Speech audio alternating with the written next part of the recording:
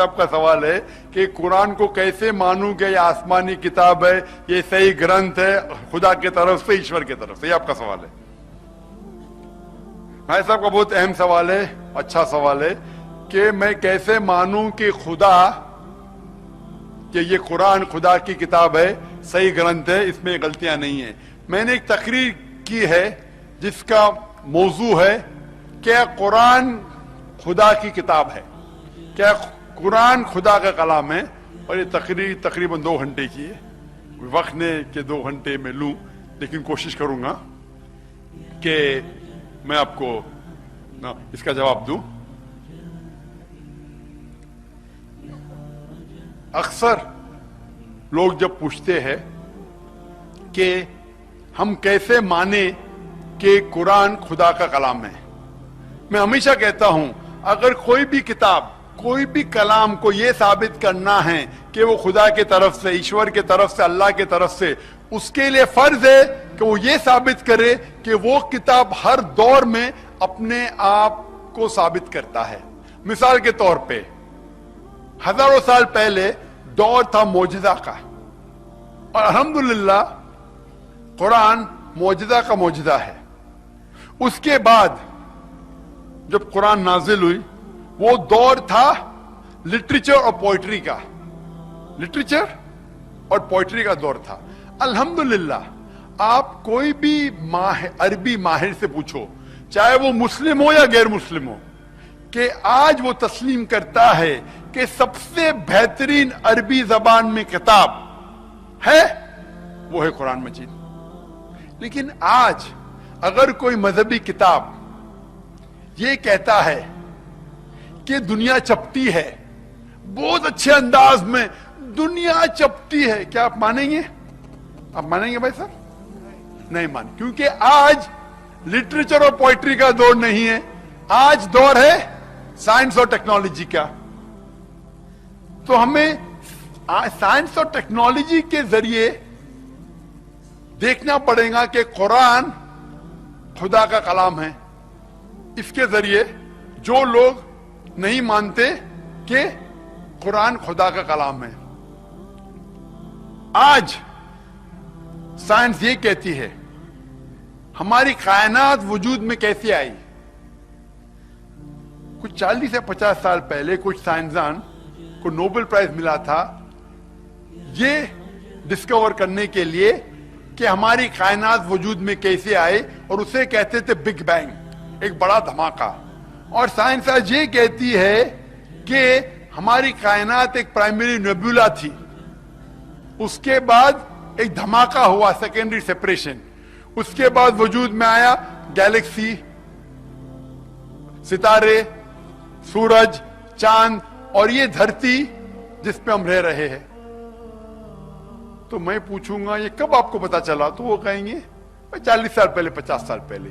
یہ چیز جو آپ کو 40 سال 50 سال پہلے پتا لگی، اس کا ذکر قرآن مجید میں ہے 1400 سال پہلے، سورہ انبیاء سورہ نمبر 21 آیت نمبر 33 میں، جہاں لکھا ہے، کیا لکھا؟ اولم یر الذین کفروا، کیا وہ کافر نہیں جانتے، ان السماوات والارض کانت رتقا ففتقناہما، کہ ہماری کائنات ایک تھی اور اللہ نے اسے جدا کیا، ففتقناہما۔ تو یہ جو بگ بینگ آج کے سائنسدان کو پتا لگی 40-50 سال پہلے، یہ قرآن مجید میں 1400 سال پہلے لکھا گیا ہے۔ اسے کون لکھ سکتا ہے؟ اور عام طور پہ جب میں سوال پوچھتا ہوں غیر مسلمانوں کو یا وہ انسان کو جو ایشور میں نہیں مانتا ہے، کہ اگر میں ایک ایسی چیز، ایکوپمنٹ آپ کے سامنے لے کے آتا ہوں جسے کسی نے نہیں دیکھا، دنیا میں کوئی انسان نے نہیں دیکھا، آپ کے سامنے اگر لے آ جاتی ہے، اور میں کہتا ہوں کہ اس کے میکینزم کے بارے میں، اس کے بارے میں سب سے پہلا شخص کون کہہ سکتا ہے؟ اگر ایک ایکوپمنٹ ہے، ایک نیا ایکوپمنٹ ہے، ایک کمپیوٹر ہے جسے دنیا میں کسی نے نہیں دیکھا، کوئی بھی انسان نے نہیں دیکھا، اسے سب سے پہلا کون سا شخص ہے جو اس کے بارے میں کہہ سکتا ہے؟ خدا. ٹھیک ہے آپ خدا میں مانتے ہیں. جو خدا میں نہیں مانتا ہے وہ کہیں گا بنانے والا, میکر, مینوفیکچرر, کریٹر, خالق. آپ خدا میں مانتے, بالکل صحیح. تو میں آپ سے پوچھتا ہوں کہ یہ جو انسانوں نے 50 سال پہلے جانا, اس قرآن مجید میں 1400 سال پہلے لکھا گیا ہے, اسے کون لکھا؟ خدا نے لکھا. خدا نے لکھا. آپ تو ماشاءاللہ پہلے نشانی میں مان گئے. قرآن میں ذکر آتا ہے کچھ لوگ ایک نشانی سے مانتے ہیں, کوئی 10 نشانی سے مانتا ہے, 10 آیتیں سے مانتا ہے, کوئی ہزاروں آیتوں کے بعد نہیں مانتا. اگر کوئی نہیں مانے گا تو میں کہوں گا ٹھیک ہے. آپ کہیں, کوئی کہیں گا ارے محمد صلی اللہ علیہ وسلم بہت انٹیلیجنٹ تھے, انہوں نے لکھائے گا. میں بحث نہیں کہوں گا. میں پوچھوں گا کہ یہ چاند کی روشنی جو ہے وہ اپنی ہے, خود کی روشنی ہے, کیا لی گئی روشنی ہے؟ لی گئی. کس سے لی گئی ہے؟ سورج. ماشاءاللہ آپ تو بہت انٹیلیجنٹ آدمی ہے, ماشاءاللہ. سورج سے لی گئی. یہ کبھی پتا چلا؟ 200 سال پہلے, 300 سال پہلے. پہلے ہم سمجھتے تھے کہ چاند کی روشنی خود کی روشنی ہے. قرآن مجید میں 1400 سال پہلے لکھا ہے سورہ فرقان میں سورہ نمبر 25 آیت نمبر 61 میں کہ سورج کی روشنی خود کی ہے, چاند کی روشنی لی گئی ہے. یہ 1400 سال پہلے کون لکھ سکتا ہے کہ چاند کی روشنی خود کی نہیں ہے, لی گئی ہے؟ کون لکھ سکتا ہے؟ خدا. آپ مان گے ماشاءاللہ. کوئی جو ناستک ہے شاید نہیں مانا, پھر بھی کہیں گا ہو سکتا ہے کہ آپ کے محمد صلی اللہ علیہ وسلم بہت انٹیلیجنٹ انسان ہیں. میں آرگو نہیں کہوں گا. جب میں اسکول میں تھا میں نے پڑھا تھا کہ چاند ریوالو کر رہا ہے, روٹیٹ کر رہا ہے, ریوالو کر رہا ہے, روٹیٹ کر رہا ہے, لیکن سورج ریوالو کر رہا ہے لیکن روٹیٹ نہیں کر رہا, اپنے محور پہ نہیں گھوم رہا ہے. لیکن قرآن مجید میں لکھا ہے سورہ انبیاء میں سورہ نمبر 21 آیت نمبر 33 میں هو الذی خلق اللیل والنہار, کہ اس نے بنایا ہے رات اور دن, والشمس والقمر, سورج اور چاند, کل فی فلک یسبحون, دونوں اپنے وہ گھوم رہے ہیں, گردش کر رہے اور اپنے محور پہ گھوم رہے ہیں, ریوالو کر رہے, روٹیٹ کر رہے. میں نے اسکول جب سن 1982 میں پاس کیا تھا, تقریباً 30 سال پہلے, وہاں میں پڑھا تھا کہ سورج اپنے محور پہ نہیں گھوم رہا ہے, لیکن قرآن مجید میں لکھا ہے, تو میں چونک گیا. پھر پتا لگا 20 سال 25 سال پہلے کہ چاند کے علاوہ سورج بھی اپنے محور پہ گھوم رہا ہے, اور سورج ایک بار روٹیٹ کرنے کے لیے 25 دن لیتا ہے. تو کون یہ قرآن مجید میں 1400 سال پہلے لکھ سکتا ہے کہ سورج بھی گھوم رہا ہے؟ خدا ہے. دوسرا آپ 3 بات میں مان لی. اس طریقے سے قرآن مجید میں 6000 سے زیادہ آیتیں ہیں, اور تقریباً 1000 سے زیادہ آیتیں سائنس کے بارے میں کہتے ہیں. اس میں لکھا ہے کس طریقے سے کائنات بنی, کس طریقے سے کائنات پھیل رہا ہے. ایسٹرونومی لکھا ہے, ایسٹرونومی کی وجہ واٹر سائیکل لے گئے, کس طریقے سے پانی سمندر سے ایویپریٹ ہوتا ہے, کلاؤڈ بادل بنتا ہے, بادل اندر جاتا ہے, بارش ہوتی ہے, پھر سے واٹر سائیکل کمپلیٹ ہوتی ہے. لکھا ہے کس طریقے سے 2 قسم کے پانی ہیں, میٹھا پانی اور کھارا پانی, یہ دونوں ملتے ہیں لیکن مکس نہیں ہوتے. لکھا ہے جیولوجی کے بارے میں کس طریقے سے ماؤنٹین اوتاد ہے, کس طریقے سے اس کا جڑ ہے, اور جتنا ماؤنٹین اوپر ہے, پہاڑ اوپر ہے, اتنی زیادہ نیچے ہے. یہ قرآن مجید میں لکھا ہے, جسے ہمیں آج معلوم پڑا, کل معلوم پڑا سائنس میں. کل مطلب 100 سال پہلے, 200 سال پہلے, 400 سال پہلے. یہ کون لکھ سکتا ہے؟ قرآن میں لکھا ہے بایولوجی میں کہ ہر جاندار چیز پانی سے بنی گئی ہے. سورہ انبیاء سورہ نمبر 21 آیت نمبر 30, جسے آج ہمیں پتا چلا.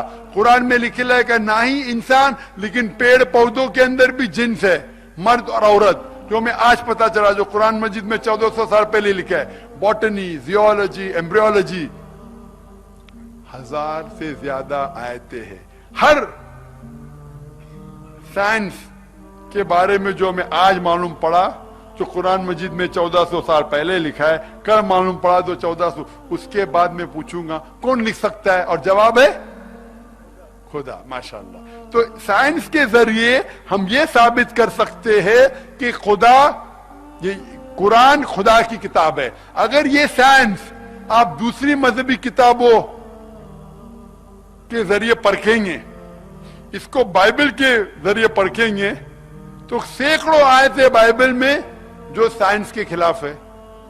आप इसको हिंदू मजहबी किताबों के जरिए मुताला करेंगे तो सैकड़ों आयतें वेदा में और हिंदू मजहबी किताबों में जो साइंस के मुताबिक से सही नहीं है।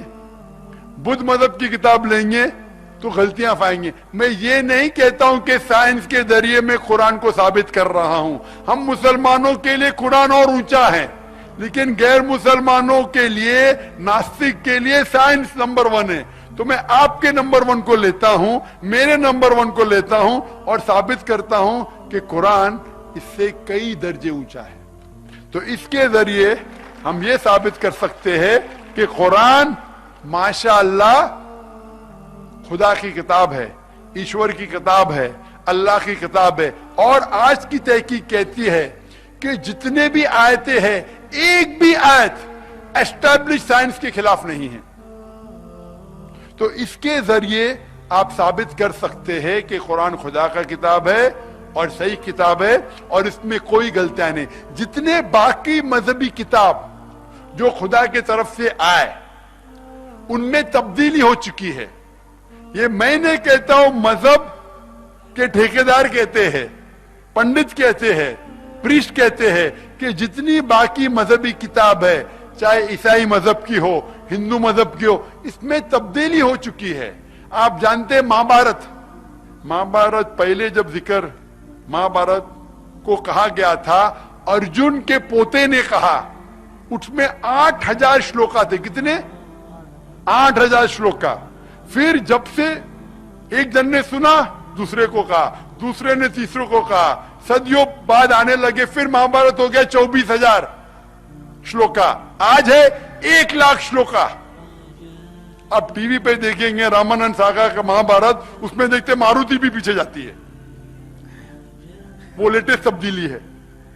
तो मजहबी किताबों में इंसान तब्दीली कर रहे हैं, लेकिन कुरान में अल्लाह ताला फरमाते हैं सूरह हिजर में, सूरा नंबर 15 आयत नंबर 9 में, कि अल्लाह सुब्हानहू व तआला ने कुरान नाजिल किया और इसकी हिफाजत करेंगे। जितने भी मजहबी किताब नाजिल हुई कुरान के पहले, वो सिर्फ महदूद थे एक वक्त के लिए, एक ग्रोह के लिए, सारे इंसानों के लिए नहीं थी। लेकिन क्योंकि कुरान मजीद आखिरी अल्लाह का कलाम है, आखिरी पैगाम है, वो सिर्फ मुसलमानों के लिए नहीं, सारे इंसानियत के लिए है। और सारी सिर्फ अरबों के लिए नहीं, सारे इंसानियत के लिए, चाहे आप हिंदुस्तान में रहते, चाहे यूएसए में, चाहे यूके में। और सिर्फ इस्लाम ही इंसानियत का हल है। इसीलिए क्योंकि ये आखिरी किताब है, खुदा ने, ईश्वर ने, भगवान ने, अल्लाह ने इसे महफूज रखने का वादा किया है।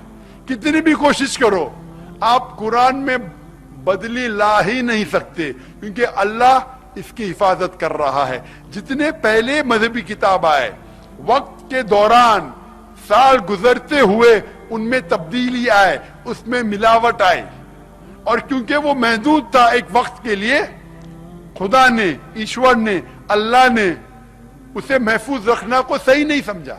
लेकिन क्योंकि कुरान अल्लाह का आखिरी पैगाम है, आखिरी कलाम है, इसमें कोई भी तब्दीली नहीं ला सकता है। अल्लाह इसकी खुद हिफाजत करेंगे और हर वक्त, हर दौर में ये कलाम अपने आप को साबित करेगा क्या ये खुदा का कलाम है।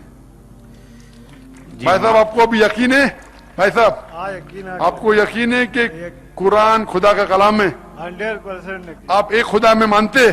कोई आप मानते कि एक खुदा के अलावा किसी और की इबादत नहीं करना चाहिए? खाली एक को ही मान दो। मैं आप मानते कि बुत परस्ती गलत है? गलत है। आप मानते मूर्ति पूजा गलत है? गलत। आप मानते कि मोहम्मद सल्लल्लाहु अलैहि वसल्लम आखिरी पैगंबर है? ना, इसको तो मालूम नहीं था मेरे को। नहीं मानते? पहली बार आया हूँ प्रोग्राम में आज। ठीक है, तो मैं आपको कहना चाहता हूं कि आपका बैकग्राउंड हिंदू मजहब है? ठीक है, आप जब पढ़ेंगे, हिंदू मजहब का मुताला करेंगे, तो उसमें लिखा है भविष्य पुराना में, पर्व 3, खंड 3, अद्वैत 3, पर्व 3, खंड 3, अद्वैत 3, श्लोका 10 से लेकर 27 में उसमें लिखा है कि एक मलेशिया आएगा, मलेशिया मतलब फॉरेनर, वो आएगा, उसका नाम रहेगा मोहम्मद सल्लल्लाहु अलैहि वसल्लम, और वो सच्चे दीन का प्रचार करेगा। इसका जिक्र है, ये चीज आगे भी लिखा है भविष्य पुराना, पर्व 3, खंड 3, अद्वैत 3, श्लोका 10 से लेकर 27, पहला 3 से लेकर 8 है, अभी 10 से लेकर 27। इसमें लिखा है कि ये जो आएगा, ये जो पैगंबर आएगा और अपना दीन फैलाएगा, उसके मानने वाले उनकी खतना की जाएंगी, वो दाढ़ी रखेंगे और वो सूअर का गोश्त नहीं खाएंगे, वो अपने और वो सही दीन का प्रचार करेंगे, वो लोगों को नमाज के लिए बुलाने के लिए आजान देंगे, वो अमन फैलाएंगे और भाजी पाला खाने से नहीं पाक होंगे, लेकिन गोश्त खाने से। इसी तरीके से भविष्य पुराना के अलावा आप देखें कुंटप सुक्ता, अथर्वा वेद, किताब नंबर 20, अध्याय नंबर 124, मंत्रा नंबर 1 से लेके 14 में कुंटप सुक्ता में लिखा है मोहम्मद सल्लल्लाहु अलैहि वसल्लम की पेशन गोई। लिखा है ऋग्वेद में वॉल्यूम नंबर 1, अध्याय नंबर 59, वर्ष अध्याय नंबर 53, वर्ष नंबर 9 में मोहम्मद सल्लल्लाहु अलैहि वसल्लम के बारे में कई जगह है, मैं हवाले दे सकता हूं सैकड़ों, जिसमें मोहम्मद सल्लल्लाहु अलैहि वसल्लम का जिक्र है। Rigveda volume number 1, chapter number 13, verse number 3, Rigveda volume number 1, chapter number 8, verse number 2, कई हवाले। और एक साफ तौर पे जो लिखा गया है मोहम्मद सल्लल्लाहु अलैहि वसल्लम के बारे में, वो है कल्कि अवतार में, तो कल्कि पुराना में अध्याय नंबर 2, श्लोका नंबर 5, 7, 9, 11 और 15 में लिखा है कि एक कल्कि अवतार आएगा जिसके वालिद का नाम है विष्णु यास। विष्णु मतलब ईश्वर भगवान, यास मतलब उसका बंदा, ईश्वर का बंदा, अरबी में कहेंगे अब्दुल्लाह। उसके माँ का नाम है सुमति, सुमति मानी अमन, अरबी में होता है आमिना। और मोहम्मद सल्लल्लाहु अलैहि वसल्लम के माँ का नाम था अब्दुल्ला, संस्कृत में बोलेंगे विष्णु यास, वालिद का नाम था विष्णु यास, अरबी में होता अब्दुल्ला। मोहम्मद सल्लल्लाहु अलैहि वसल्लम के वालिदा का नाम था आमिना, संस्कृत में कहते सुमति। इसमें लिखा है कि वो सारी दुनिया में अमन फैलाएंगे, और मोहम्मद सल्लल्लाहु अलैहि वसल्लम ने किया।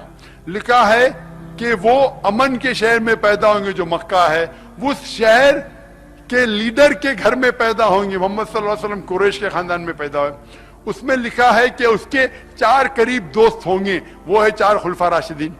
उसमें लिखा है कि सबसे पहला पैगाम उसे एक गार में मिलेगा, एक केव में मिलेगा, और मोहम्मद सल्लल्लाहु अलैहि वसल्लम को सबसे पैगाम मिला गारे हिरा में।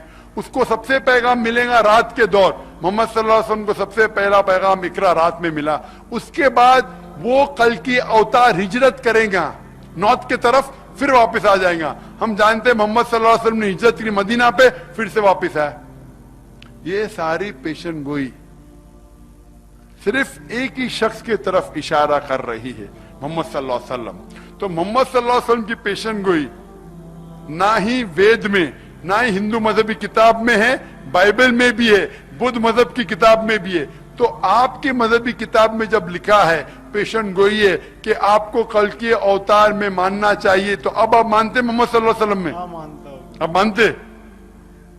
बिल्कुल सही, आपको कोई शक नहीं? कोई शक नहीं। आप मानते खुदाई के? हाँ। आप मानते बुत परस्ती गलत है, मूर्ति पूजा गलत है, आप मानते मोहम्मद सल्लल्लाहु अलैहि वसल्लम पैगंबर है? हाँ। तो उसका मतलब जो इस्लाम की अहम शर्त आप उसको मानते? हाँ। तो आप चाहते इस्लाम कबूल करे? वो तो बाद में सोचेंगे अभी। ठीक है, आपको कोई भी जबरदस्ती नहीं कर सकता, आप सोचिए।